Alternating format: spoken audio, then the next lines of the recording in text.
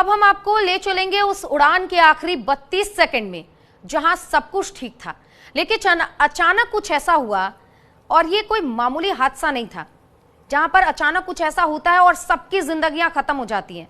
और इस हादसे ने पूरे देश को झकझोर कर रख दिया। ये एक ऐसी त्रासदी थी जिसने 260 जिंदगियों को पल भर में निगल लिया और पीछे छोड़ गया ढेर सारे सवाल।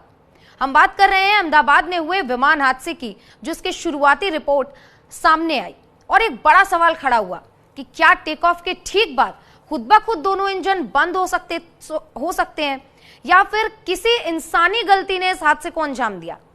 AAIB की 15 पेज की ये जो रिपोर्ट सामने आई है, उसमें जो बात लिखी गई है वो काफी चौंकाने वाली है। तो चलिए आपको बताते हैं कि क्या क्या उस दौरान हुआ था। अहमदाबाद विमान हादसे का गहराई से आज विश्लेषण करेंगे।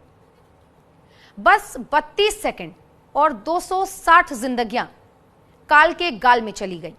अहमदाबाद एयर इंडिया हादसे की पूरी टाइमलाइन 12 जून 2025 दोपहर का वो समय था। एयर इंडिया का एक बड़ा Boeing 787 Dreamliner flight A1171 Ahmedabad airport से टेक ऑफ कर रहा था, लेकिन किसी को पता नहीं था कि अगले ही सेकंड क्या होने वाला था। खबर आई कि अगले 32 सेकंड में यह विमान आसमान में नहीं बल्कि जमीन की गोद में समा जाएगा। तो आइए जानते हैं उस दिन पूरी कहानी क्या थी, क्या हुआ था उस दिन, एग्जैक्टली क्या हुआ था जब कुछ ही पलों में आसमान से उम्मीदें गिर पड़ी। एक एक सेकंड क्या हुआ था आपको विस्तार से बताएंगे, और आपको इस डरावने सफर की कहानी सुनाना इसलिए भी जरूरी है ताकि जिस तरीके से ये हादसे हो रहे हैं लोगों के मन में कहीं ना कहीं डर है, अब खुलासा हुआ है तो उस पर बात करना बेहद जरूरी है। देखिए, सुबह 11:17 पर यह फ्लाइट दिल्ली से A1423 अहमदाबाद पहुंचती है, जो विमान VTANB हादसे का शिकार हुआ। दोपहर 1:18 पर विमान अहमदाबाद एयरपोर्ट के बे यानी कि रनवे 34 से रवाना होती है। दोपहर 1:25 पर पायलट रनवे 23 पर जाने से जो टैक्सी क्लियरेंस मांगते हैं वो टैक्सी क्लियरेंस मांगते हैं और उन्हें वो मिल जाती है।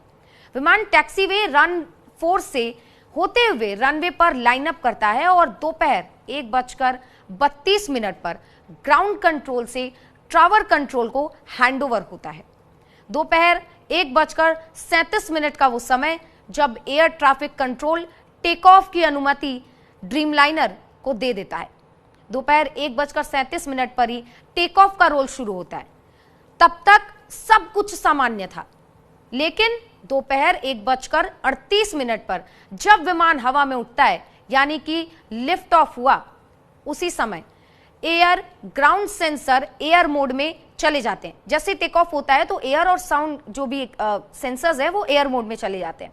दोपहर 1:38 पर विमान 180 नॉट्स की रफ्तार पर उड़ता है। अचानक दोनों इंजन के फ्यूल कंट्रोल स्विच जो है वो रन से कट ऑफ में बदल जाते हैं, जिसको हादसे की मेन वजह मानी जा रही है। वजह 1 सेकंड के अंतराल में हुआ। महज ये सब कुछ जो कट ऑफ हुआ वो 1 सेकंड के अंतराल में हुआ। इससे दोनों इंजन को फ्यूल मिलना बंद हो जाता है। ये जो कट ऑफ हुआ है इसका पूरा मतलब भी अब आपको समझा देते हैं कि इसकी वजह से दोनों इंजन में फ्यूल मिलना पहुंचना बंद हो जाता है। इंजन की पावर गिरने लगती है। रैम एयर टरबाइन यानी कि रैट बाहर निकल आता है। कॉकपिट वॉइस रिकॉर्डर में आवाज आती है। ये वॉइस रिकॉर्डर यानी कि जो ब्लैक बॉक्स था उसमें ये सारी आवाजें रिकॉर्ड हो रही थी। एक पायलट दूसरे पायलट से पूछता है, तुमने कट ऑफ क्यों किया? जवाब मिलता है, मैंने नहीं किया।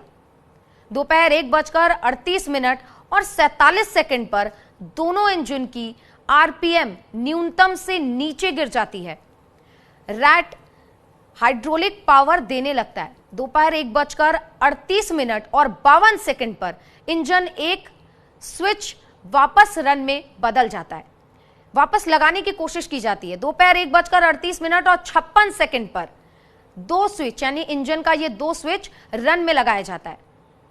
रिपोर्ट कहती है कि FADEC सिस्टम इंजन दोबारा चालू करने की कोशिश तो करता है, लेकिन इंजन एक थोड़ा रिकवर करने लगता है, लेकिन दूसरा इंजन बार बार फ्यूल लेता है पर थ्रस्ट नहीं लौटती। और इसी के नतीजा है कि दोपहर 1:39 और 5 पर पायलट घबराकर एक कॉल करता है। उस कॉल को कहते हैं मेडे मेडे मेडे। दोपहर 1:39:11 पर विमान के सभी डाटा रिकॉर्डर और वॉइस रिकॉर्डर बंद हो जाते हैं।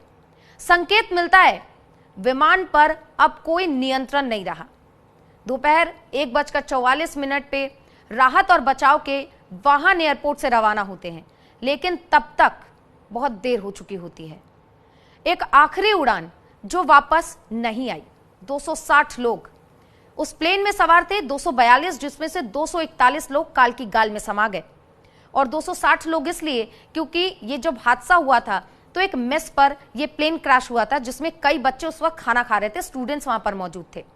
260 लोगों की इस दौरान जिंदगियां थम गई। माता पिता, बच्चे, छात्र, यात्री, क्रू सभी उस उड़ान में थे।